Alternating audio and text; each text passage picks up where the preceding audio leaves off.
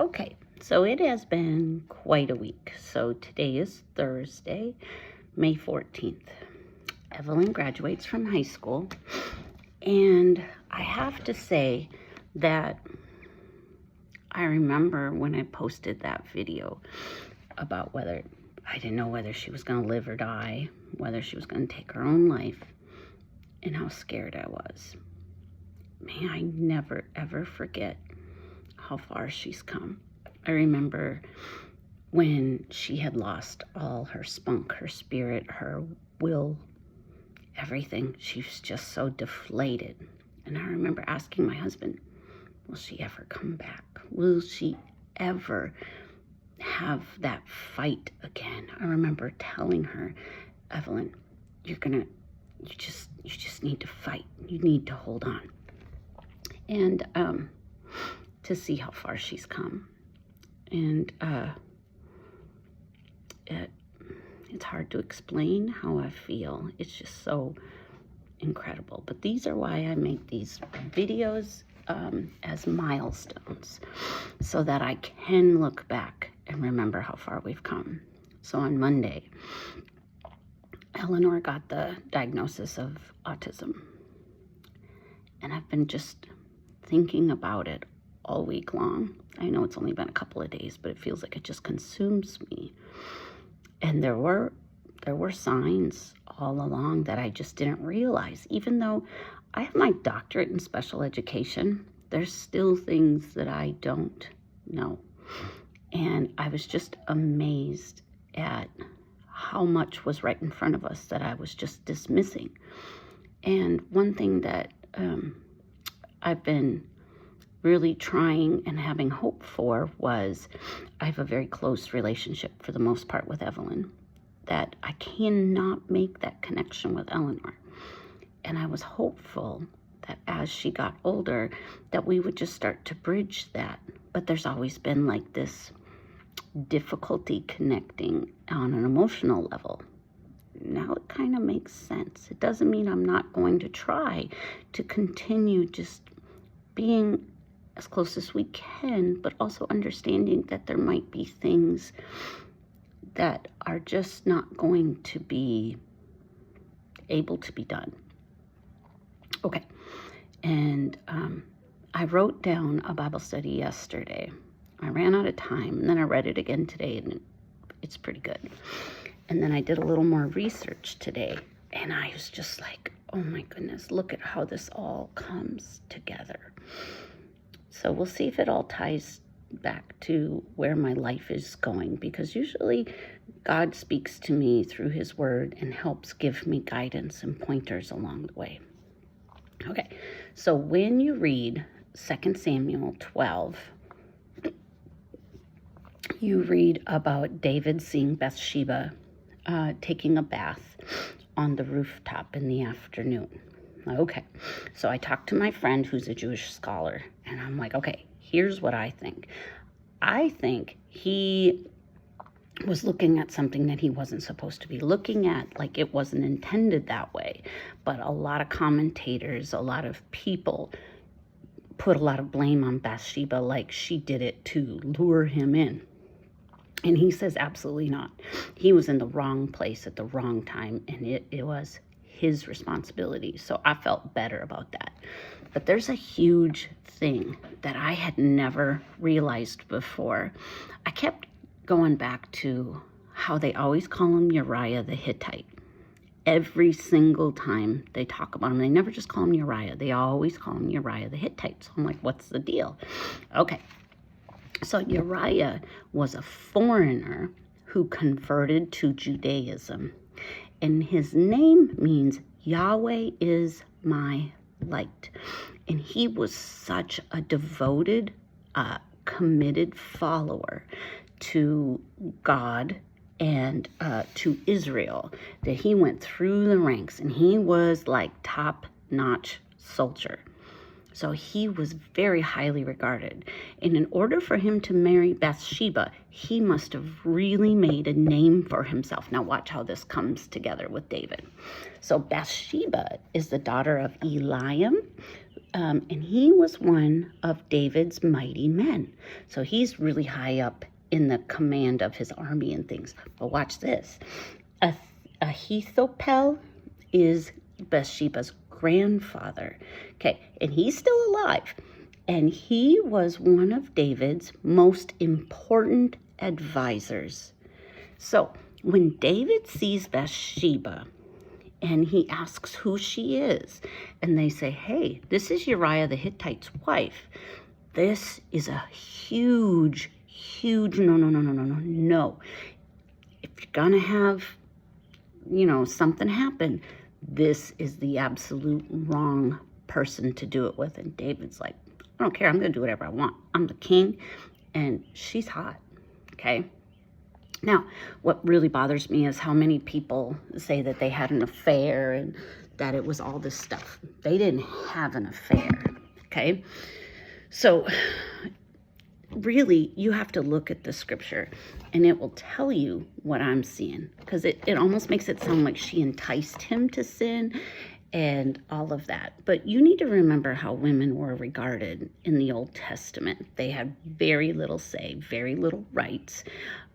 They had some man who always needed to be on their side. And if they didn't have a man, then they were destitute and poor, and for the most part. Sometimes they were well taken care of. Sometimes they had a lot of power, but oftentimes they were just kind of not regarded as highly. And think about it. David's been training for 13, 15, maybe even 20 years as a soldier. So he is strong. He has trained his body. He knows how to fight. And Bathsheba, it's not like they went to the gym back then. So she would have been just an average lady. She wasn't pumping iron. So she probably was just average. And she's a housewife, so she's not going to have the physical capabilities. And then you have to think about the physical composition of a man and a woman. Men are just built bigger, stronger. Their muscles are just able to get bigger. So recognizing all of that, you go into this with that understanding. What was Bathsheba going to do? Okay, so we also need to think about what would happen back then when they made the Levitical laws. If a woman was raped, there were two things that could happen. If she screamed out, then she didn't get blamed for it, and only the man got blamed for it. But if she did not, then she was blamed as well, because why didn't you scream out? That's messed up, because not every time is a woman able to scream, right? Maybe she's paralyzed with fear, freeze, flight, or it's flight or fight, and now there's freeze. Some people, they just, and they can't. They just literally can't. What if he covered her mouth? What if he threatened her family, that if she says anything, he's going to go and kill them all? There's lots of reasons why a woman can't fight. There's also the idea that David is literally king of Israel, okay? You can't say no to the king. You will be killed if you say no. So what is she supposed to do when they call for her? Okay, and so all of that goes into this whole situation. And so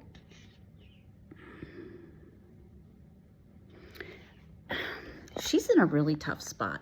And I see that she really didn't have a lot of say. And then you had to think about it afterwards. What is she going to do? He is the king, and she's a woman. I wonder if she told Uriah in a letter. I wonder if she told anyone, or if she just kept it private and to herself. As a family that's gone through sexual assault in 2020 plus, it was still encouraged for us not to talk about it because it was like shameful and all that stuff. What would it have been like thousands of years ago? Would she have said anything? The commentators, I was reading one this morning, he has his doctorate in Old Testament theology, said that Uriah probably knew. and he chose not to do anything about it. I don't know. That's a conjecture. So there's not really any sureness in there. Okay, so then let's look at what the scripture says. It says that he knew it was Uriah the Hittite's wife, and that she was beautiful, and that he wanted her, so he took her. Took is the word that they use in the King James Version. Now, this word is the same word that's used in Genesis when God took a rib from Adam to make Eve. This doesn't sound like a consensual thing. So why do all the commentators put the blame on Bathsheba? Now, me personally, I've always elevated pastors, men of God, up to this elevated status, very high regard, very highly respected. This comes from a couple of different things. My mom, she has like a weird thing with men, like she elevates them and she will do anything for them. Like it doesn't matter what her kids, anything about her kids. If there's a man in her life, she will choose the man over her kids over and over and over again. I mean, I'm 47. I've watched this my whole life. But there's also another thing about why I always elevate them. I grew up Catholic, and in the Catholicism, you have a high regard, high respect for the priests, the cardinals, the bishops, and everything like that. So men of God and men in general, we just have kind of a warped understanding. It's almost like they're not human.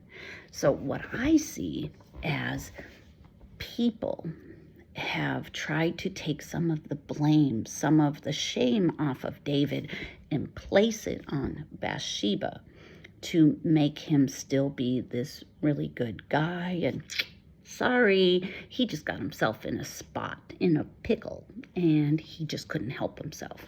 And if you think back, I mean, I remember growing up in the 80s and early 90s, and I remember watching, as I'm growing, all of this change in how women are treated after they've been violated. Especially in the early 80s, there was a lot of blame cast on the woman for what they wore, where they were. They kind of were asking for it, and the man, couldn't help themselves. So, and this slowly changed over the 80s and the 90s. So what would it have been like before then? I don't know, because I wasn't there, but I'm assuming a lot of blame got cast onto the woman. And so if we have that mentality, what choice did she have? I don't really see her having a way out. So, and unless we're in that exact same situation, we really don't know what we would do. People say all sorts of things. The thing that always bothers me about being the parent of someone whose child was assaulted, people say, oh, I would take them down, I'd be in jail, and all this stuff. I was told the first time I was going to see them in court, Maggie, you do anything to them, and the judge is coming after you. And you don't want the judge to take any of the focus off of the person who did the crime. So you need to stay still and not do anything. I was like, okay, because I did not want any of the focus to be on me. I wanted it to be on them and what they did. So, people say things, but they just don't know because they're not in that situation. And I don't know because I've never been in her situation, her exact situation.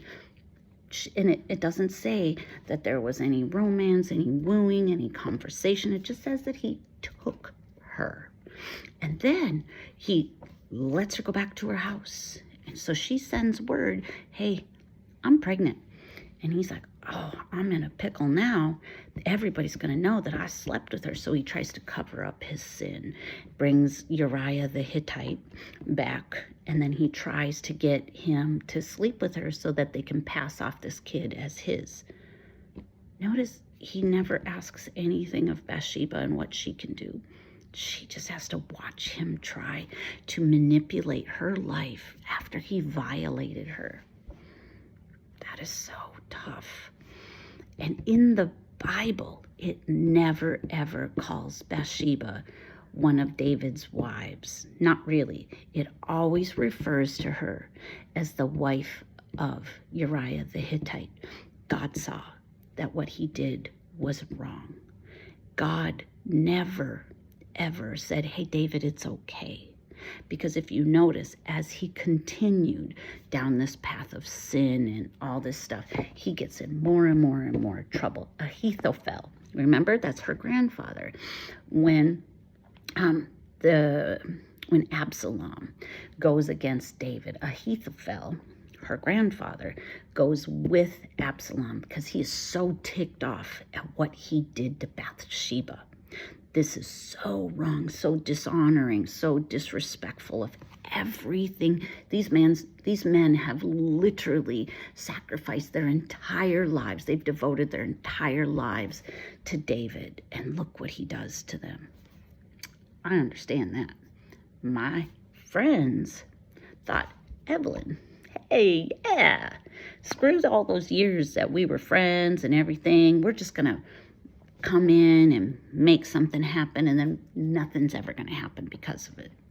God's like, not going to happen. And that's what he does with Bathsheba and David. He says, this is not going to go well.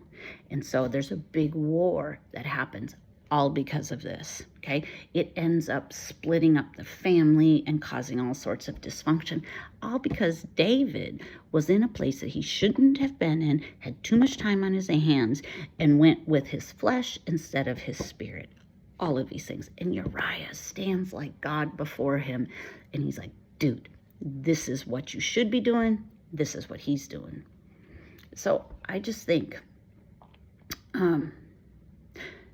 don't mess around.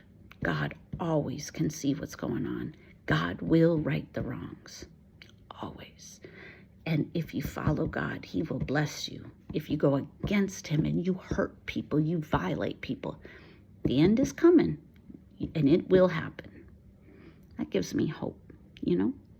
Have a good day.